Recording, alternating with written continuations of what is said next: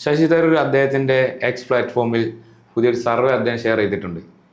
ഇവർ അടുത്ത മുഖ്യമന്ത്രി കാൻഡിഡേറ്റ് ആയിട്ട് ഏറ്റവും കൂടുതൽ ചാൻസ് പറയുന്നത് അദ്ദേഹത്തിനാണ്, ആളുകൾ സജസ്റ്റ് ചെയ്യുന്നത് അദ്ദേഹത്തിനാണ്. ഇതേക്കുറിച്ച് സാറിന് എന്താണ് വിലയിരുത്തൽ, സാറിന് എന്താണ് പറയാനുള്ളത്? ഈ സർവേകളെല്ലാം തന്നെ പുച്ഛിച്ച് തള്ളേണ്ട കാര്യമൊന്നുമില്ല. സർവേകളൊക്കെ കൃത്യമായി നടത്തിയിട്ടുണ്ടെങ്കിൽ അതിൻ്റെ റിസൾട്ടൊക്കെ കൃത്യമായിരിക്കും. അപ്പോൾ നമ്മുടെ തന്നെ അനുഭവം സഭാൻ അറിയാമല്ലോ. അതായത് നമ്മൾ നിലമ്പൂരിലൊരു സർവേ നടത്തിയിരുന്നു. നമ്മൾ നിലമ്പൂരിൽ സർവേ നടത്തി നമ്മൾ കോൺഗ്രസിൻ്റെ നേതാക്കന്മാരോടൊക്കെ സബ്മിറ്റ് ചെയ്തിട്ടുള്ള ഒരു കാര്യമെന്ന് പറയുന്നത് 32,000 വോട്ടുകൾക്കപ്പുറത്തേക്ക് അവർക്ക് ജയിക്കാൻ കഴിയുന്ന സാഹചര്യം അവിടെ ഉണ്ട് എന്നുള്ളതാണ്. അതുകൂടാതെ 50%-ലധികം വോട്ടുകൾ മേടിക്കാം എന്നുള്ളതൊക്കെ നമ്മുടെ സർവേകളിൽ കണ്ടെത്തിയിട്ടുള്ളൊരു കാര്യമാണ്. പക്ഷെ അത് നമ്മൾ ആ മണ്ഡലത്തിൽ മാത്രം 1086 പേരുടെ നടത്തിയിട്ടുള്ള ഒരു സർവേയാണ്. അപ്പോൾ ആ സർവേയിലെ റിസൾട്ടൊക്കെ ഏതാണ്ട് കൃത്യമായിരുന്നു. കാരണം ഇപ്പോൾ PV അൻവറിന് കിട്ടിയ വോട്ടും അതുപോലെ തന്നെ ആര്യ ഷൗക്കത്തിന് കിട്ടിയ വോട്ടുമായിട്ട് കൂട്ടിച്ചേർത്ത് വെച്ചിട്ടുണ്ടെങ്കിൽ കൃത്യമായിട്ട് ഒരു 30,000-ലധികം വോട്ടുകൾക്ക് ജയിക്കാൻ കഴിയുന്ന, ഏതാണ്ട് 31,000-നടുത്ത് വോട്ടുകൾക്ക് ജയിക്കാൻ കഴിയുന്ന ഒരു സാഹചര്യം അവിടെ ഉണ്ടായിരുന്നു. അപ്പോൾ അതൊക്കെ അങ്ങനെ സർവേകളൊക്കെ കൃത്യമായി സംഭവിക്കാവുന്ന കാര്യങ്ങളൊക്കെയാണ്. നമുക്കറിയാലോ, ഇപ്പോൾ ആക്സിസ് മൈ ഇന്ത്യ സർവേകളിലൊക്കെയാണ് പലപ്പോഴും അത് കുറച്ചുകൂടി കൃത്യതയോടെ ഇന്ത്യയിൽ മുഴുവൻ വന്നിട്ടുള്ള സർവേകൾ. പക്ഷേ ഏറ്റവും ലാസ്റ്റത്തെ ലോക്സഭാ തെരഞ്ഞെടുപ്പിൽ അവർ അമ്പേ പാളിപ്പോയി എന്നുള്ളതുമൊക്കെ യാഥാർത്ഥ്യമാണ്. അതിനൊക്കെ കാരണം ഈ ചാനലുകൾക്ക് വേണ്ടി സർവേ നടത്തുന്ന ആളുകളോടൊക്കെ ജനത്തിനൊരു വിശ്വാസമില്ലാതായി എന്നുള്ളത് കൊണ്ടുകൂടിയാണ്. അപ്പോൾ അതൊക്കെ ഇന്ത്യ ടുഡേയിൽ പലവട്ടം നമുക്കറിയാം, ഇത്തരത്തിൽ ആക്സിസ് മൈ ഇന്ത്യയുടെ സർവേകളിലൊക്കെ തന്നെ റിസൾട്ടുകൾ കൃത്യമായിട്ടുണ്ട്. ചിലതൊക്കെ വളരെ ദാരുണമായി തെറ്റിപ്പോയിട്ടൊക്കെ തന്നെയുണ്ട്.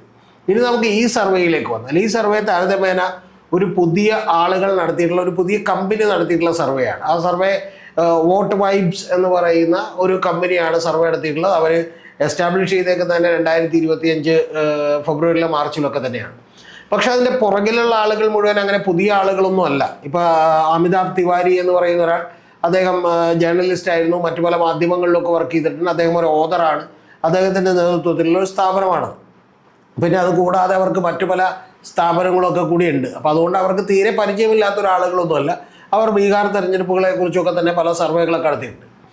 ഈ സർവേകളിലേക്ക് വന്നാൽ, ഈ സർവേ ഇവിടെ വലിയ തോതിലൊരു പൊട്ടിത്തെറി ഉണ്ടാക്കിയിരിക്കുകയാണ്. അത് സാധാരണ ജനങ്ങൾക്കൊന്നും പ്രശ്നമില്ല, പക്ഷേ കോൺഗ്രസിനകത്താണ് ഒരു പൊട്ടിത്തെറി ഉണ്ടാക്കിയിരിക്കുന്നത്. അതുപോലെ തന്നെ യഥാർത്ഥത്തിൽ CPM-നകത്തൊക്കെ വലിയ പ്രശ്നമുണ്ടാക്കേണ്ടതാണ്. പക്ഷേ CPM ഒന്നും അത്ര ഗൗരവത്തിൽ എടുക്കുന്നില്ല. നമുക്ക് ഓരോന്നായി ഈ സർവേയുടെ റിസൾട്ടുകൾ കൂടി നോക്കാം. അപ്പോൾ ശശി തരൂരിനാണ് ഏറ്റവും കൂടുതൽ മുഖ്യമന്ത്രിയായി ആളുകളൊക്കെ തന്നെ ഡിമാൻഡ് ചെയ്യുന്ന ഒരാളായി കാണിക്കുന്നത് ശശി തരൂരാണ്. അത് 28.3%. പിന്നെ തൊട്ടടുത്തത് VD സതീശനാണ്. VD സതീശൻ്റെ സർവേ ഫലം 18.4%. അത് സതീശന് ഒരിക്കലും സഹിക്കാൻ കഴിയുന്ന ഒരു കാര്യമല്ല. കാരണം ഏതാണ്ട് 10 പോയിന്റുകൾക്ക് താഴെയാണ് ഈ പറയുന്ന പോലെ VD സതീശൻ എന്ന് പറയുന്നത്. പിന്നെ നമുക്കറിയാമല്ലോ, രമേശ് ചെന്നിത്തലയാണ്. രമേശ് ചെന്നിത്തലക്ക് 8.2 ആണ് കൊടുത്തേക്കുന്നത്. മുരളീധരന് 6 പോയിന്റ് കൊടുത്തേക്കുന്നത്. ഇതുപോലെ നിരവധി ആളുകൾക്ക്, അതായത് ഈ പറയുന്ന K സുധാകരന് 5 കൊടുത്തേക്കുന്നത്.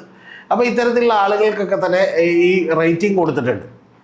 അപ്പോൾ ഇതിൽ തെറ്റുവാനുള്ള സാധ്യതകൾ കൂടുതലാണ്. കാരണം ഇപ്പം നമുക്കറിയാം, ഇന്ത്യ ടുഡേയുടെയൊക്കെ മൂഡ് ഓഫ് ദ നേഷൻ സർവേകൾ അതൊക്കെ നടത്തുമ്പോൾ കേരളത്തിൽ നിന്നുള്ള ഒരു ബേസ് എന്ന് പറയുന്ന അവർ പലപ്പോഴും എടുക്കുന്ന ഒരു 50,000 അല്ലെങ്കിൽ 60,000 അല്ലെങ്കിൽ ഏറ്റവും കുറഞ്ഞ 36,000 വരെയുള്ള സാമ്പിൾ സ്പേസ് ആണ്. പക്ഷേ ഈ സർവേകളിൽ ആകെ എടുത്തിട്ടുള്ളത് 10,000 എന്നുള്ളതാണ് ഒരു കാര്യം. പക്ഷെ അതവർ പറയുന്നത് എല്ലാ റീജിയണിൽ നിന്നും, എല്ലാ മതങ്ങളിൽ നിന്നും, എല്ലാ ജില്ലകളിൽ നിന്നുമൊക്കെ തന്നെ എടുത്തിട്ടുണ്ട് എന്നുള്ളതാണ്. പക്ഷെ എങ്കിൽ പോലും അടുത്തൊരു പ്രധാനപ്പെട്ട പ്രശ്നമുണ്ട്. കാരണം അടുത്തൊരു പ്രധാനപ്പെട്ട പ്രശ്നം, ഇതിൽ ഭൂരിഭാഗം പേരെയും അവർ വിളിച്ച് ചോദിക്കുകയാണ് ചെയ്തേക്കുന്നത്. ടെലിഫോണിലൂടെയാണ് ഈ സർവേ എടുത്തേക്കുന്നത്. അപ്പം അത്തരം സർവേകളിലേക്കൊരു നിജസ്ഥിതി എത്രത്തോളം ആകും എന്നൊക്കെ ഉള്ളത് നമ്മൾ കണ്ടറിയേണ്ട ഒരു കാര്യമാണ്.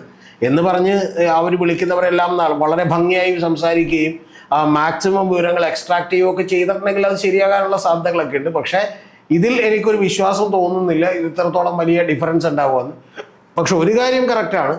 കാരണം ശശി തരൂർ എന്നെ ഇഷ്ടപ്പെടുന്നു, ശശി തരൂർ മുഖ്യമന്ത്രിയായി കൊള്ളാമെന്ന് ആഗ്രഹിക്കുന്ന ആളുകളൊക്കെ തന്നെ വിവിധ പാർട്ടികളിലായിട്ടുണ്ട്. ഇപ്പോൾ കോൺഗ്രസിനകത്ത് മാത്രമല്ല ഞാൻ പറയുന്നത്, വിവിധ പാർട്ടികളിലായിട്ടൊക്കെ ഉണ്ട് എന്നുള്ളത് വാസ്തവമായിട്ടുള്ള ഒരു കാര്യമാണ്. പക്ഷേ ഇത് ശശി തരൂർ തന്നെ ഷെയർ ചെയ്യുന്നു എന്ന് പറഞ്ഞാൽ അദ്ദേഹം ഒരു അവസാനത്തെ ലാപ്പിന്, ഓട്ട മത്സരത്തിന് തയ്യാറെടുക്കുന്നു എന്നുള്ളതാണ്. കാരണം ഇപ്പോൾ മുഖ്യമന്ത്രി ആയില്ലെങ്കിൽ ഇനി ഒരിക്കലും അദ്ദേഹത്തിന് മുഖ്യമന്ത്രിയാകാൻ കഴിയില്ല എന്നുള്ളത് കൃത്യമായിട്ട് അദ്ദേഹത്തിന് അറിയാം.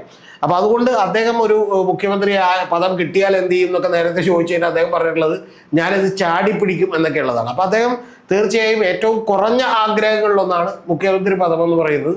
യഥാർത്ഥത്തിൽ അദ്ദേഹം വേണമെങ്കിൽ സ്വയം തന്നെ കരുതുന്ന പ്രധാനമന്ത്രിയാകാനൊക്കെ വരെ യോഗ്യതയുള്ള ആളെന്നൊക്കെ തന്നെയാണ്, അല്ലെങ്കിൽ ഏറ്റവും കുറഞ്ഞ പക്ഷം ഒരു വിദേശകാര്യമന്ത്രിയോ പ്രതിരോധ വകുപ്പ് മന്ത്രിയോ ഒക്കെ ആകാൻ സാധ്യതയുള്ള ഒരാളെന്നുള്ളതാണ്. അതുകൊണ്ട് അദ്ദേഹം ഇപ്പോൾ അവസാനത്തെ റേസിന് അദ്ദേഹം തയ്യാറെടുക്കുന്നു എന്നുള്ള കാര്യത്തിൽ എനിക്കൊരു സംശയമില്ല.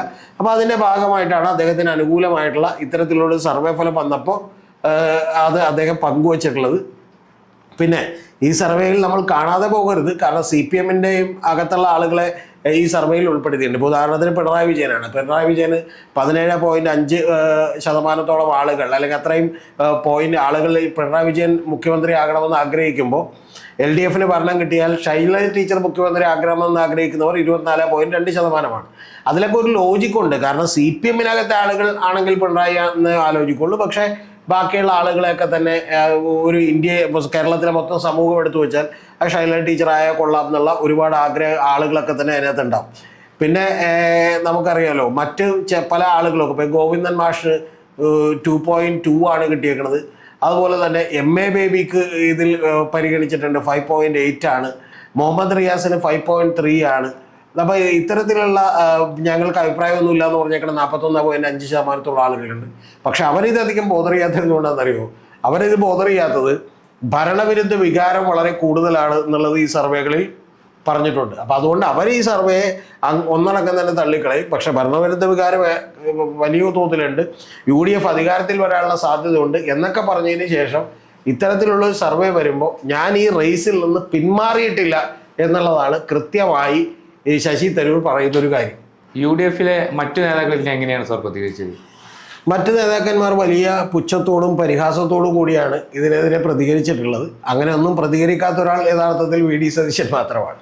കാരണം VD സതീശൻ പറഞ്ഞിട്ടുള്ളത് ഞാൻ ഇതിനോടൊന്നും തന്നെ പ്രതികരിക്കുന്നില്ല എന്നുള്ളതാണ് പറഞ്ഞേക്കുന്നത്. കാരണം പ്രത്യേകിച്ച് ഒന്ന് UDF-ൻ്റെ യോഗം നടക്കുകയാണ്. അടൂർ പ്രകാശ് പറഞ്ഞേക്കുന്ന ഒരു വാചകമാണ് ഏറ്റവും രസകരമായി തോന്നിയത്. അദ്ദേഹം പറയുന്നത് ഒരു സർവേ ഷെയർ ചെയ്തു എന്ന് പറഞ്ഞ് തലവെട്ടിക്കളയാനൊന്നും പറ്റില്ലല്ലോ എന്നാണ്. എന്ന് പറഞ്ഞാൽ 2 അടിയെങ്കിലും കൊടുക്കേണ്ടതാണെന്നാണോ ഈ പറയുന്ന അടൂർ പ്രകാശ് ഉദ്ദേശിച്ചെന്നറിയില്ല. തലയൊന്നും വെട്ടിക്കളയാൻ പറ്റില്ലല്ലോ എന്നാണ് ചോദിച്ചിരിക്കുന്നത്. കുറച്ചുകൂടി ഷാർപ്പായ പ്രതികരണം നടത്തിയിട്ടുള്ളത് K മുരളീധരനാണ്. K മുരളീധരൻ പറഞ്ഞേക്കുന്നത് തരൂർ ഏത് പാർട്ടിയിലാണെന്ന് അദ്ദേഹം തീരുമാനിക്കട്ടെ എന്നാണ് ഒന്ന്. രണ്ടാമത്തേത് പറഞ്ഞേക്കുന്നത് തരൂര് വിശ്വപൗരനാണ്, അപ്പം വിശ്വത്തിൻ്റെ കാര്യം അദ്ദേഹം നോക്കട്ടെ, നമുക്ക് കേരളത്തിലൊക്കെ ഉള്ള ആളുകളെ നോക്കിയാൽ മതി എന്നുള്ളതാണ്. പിന്നെ കേരളത്തിലുള്ള കോൺഗ്രസ് പാർട്ടിക്ക് വേണ്ടി വിറക് വെട്ടുകയും വെള്ളം കോരുകയും ഒക്കെ ചെയ്തിട്ടുള്ള നിരവധി ആളുകൾ ഇവിടെ ഉണ്ട് എന്നുള്ളതാണ്. അതിൻ്റെ പ്രധാനപ്പെട്ട കാരണം K മുരളീധരൻ്റെ പേരിലും 6% ആളുകൾ മുഖ്യമന്ത്രിയായി കൊള്ളാമെന്ന് ആഗ്രഹിക്കുന്നവരുണ്ട് ഈ സർവേയിൽ. അപ്പം അതുകൊണ്ട് തന്നെ അത്തരത്തിൽ ഈ പറയുന്ന നേതാക്കന്മാരൊക്കെ തന്നെ പരിഹസിച്ച് തള്ളുകയാണ് ചെയ്തിട്ടുള്ളത്. പിന്നെ M ഹസൻ ഇതുപോലെ തന്നെ പരിഹസിക്കുകയാണ് ചെയ്തിട്ടുള്ളത്. ഏത് സർവേ, ആരുടെ സർവേ എന്നാണ് ചോദിച്ചിട്ടുള്ളത്. അപ്പം അതുകൊണ്ട് മൊത്തത്തിൽ കോൺഗ്രസിനകത്ത് ഇതൊരു വലിയ സീരിയസ് ആയിട്ടോ ഗൗരവത്തിലോ ഒന്നും കാണുന്നില്ല. പക്ഷേ VD സതീശൻ മാത്രമാണ് കുറച്ചുകൂടി പിടിച്ചുകൊണ്ട് പുറത്തേക്കൊന്നും പറയാതെ പ്രതികരിച്ചിട്ടുള്ളത്. അപ്പം അതുകൊണ്ട് ഈ കോൺഗ്രസിൻ്റെ മൊത്തത്തിലുള്ള പ്രതികരണം ഇത് തന്നെയാണ്. ആ കാര്യത്തിൽ വേറെ സംശയമൊന്നുമില്ല. പക്ഷേ ഇതേ ഘട്ടത്തിലാണ് നിങ്ങൾ അറിയേണ്ടത്, നമുക്ക് മറ്റൊരു വീഡിയോയിൽ അത് ചർച്ച ചെയ്യേണ്ടതാണ്. ശശി തരൂർ അടിയന്തരാവസ്ഥയെക്കുറിച്ച് ലേഖനം എഴുതുകയും മോദിയെ പുകഴ്ത്തുകയൊക്കെ ചെയ്തിട്ടുള്ളത്. അതെന്താണെങ്കിലും നമുക്ക് മറ്റൊരു വീഡിയോയിൽ സംസാരിക്കാം. അതല്ലെങ്കിൽ പിന്നെ ഇത് പിന്നെ ശശി തരൂരിൻ്റെ ഒരു PR വർക്കോ അങ്ങനെ എന്തെങ്കിലും ആവാൻ ചാൻസ് കാണുന്നുണ്ട് സാർ? അല്ല, കോൺഗ്രസിലെ നേതാക്കന്മാരൊക്കെ തന്നെ ഇത്തരത്തിലുള്ള PR വർക്കുകളൊക്കെ ചെയ്യുന്ന ഒരാളുകളാണ്. അതിലൊന്നും തെറ്റുണ്ട് എന്ന് ഞാൻ വിചാരിക്കുന്നില്ല. ഇപ്പം പല നേതാക്കളെയും പെട്ടെന്ന് പുകഴ്ത്തിക്കൊണ്ടുള്ള റീലുകൾ, ഇത്തരം കാര്യങ്ങളൊക്കെ സ്വാഭാവികമായിട്ട് സംഭവിക്കുന്നതാണ്. അപ്പോൾ ശശി തരൂർ ഇത് ചെയ്തോ ഇല്ലയോ എന്ന് പറയാൻ നമ്മുടെ കയ്യിൽ ആധികാരികമായ തെളിവൊന്നും ഇല്ല. അങ്ങനെ ചെയ്തിട്ടുണ്ടോ ഇല്ലയോ എന്ന് എനിക്കറിയില്ല. അങ്ങനെ ചെയ്തിട്ടുണ്ടെങ്കിൽ തന്നെ ഇത്തരത്തിൽ വോട്ട് പൈപ്പ് എന്ന് പറയുന്ന ഒരു മുംബൈ ആസ്ഥാനമായിട്ടുള്ള ഒരു പാർട്ടി അവർ അതിനുവേണ്ടി നിയോഗിക്കുമല്ലോ എന്നൊന്നും എനിക്കറിയില്ല. അതൊക്കെ നമുക്ക് തെളിവിൻ്റെ അടിസ്ഥാനത്തിൽ പറയാൻ പറ്റാത്തൊരു കാര്യമാണ്. പക്ഷേ ഒരു കാര്യം കറക്റ്റാണ്, കാരണം ഇത്തരത്തിലുള്ള കാര്യങ്ങൾ ഇനി മറ്റു പല സർവേകളുടെ രൂപത്തിലുമൊക്കെ തന്നെ പുറത്തു വരാനിരിക്കുന്നേ ഉള്ളൂ. അത് തീർച്ചയായിട്ടും ഇതുപോലെ പല താല്പര്യങ്ങളുമുള്ള സർവേകളായിരിക്കും എന്നുള്ള കാര്യത്തിൽ എനിക്കൊന്നും സംശയമില്ല. ഇതൊന്നും അസ്വാഭാവികമായിട്ടുള്ളതോ നടക്കാത്ത കാര്യങ്ങളോ ഒന്നുമല്ല എന്നുള്ളത് മാത്രമേ ഞാനിപ്പോൾ പറയുന്നുള്ളൂ.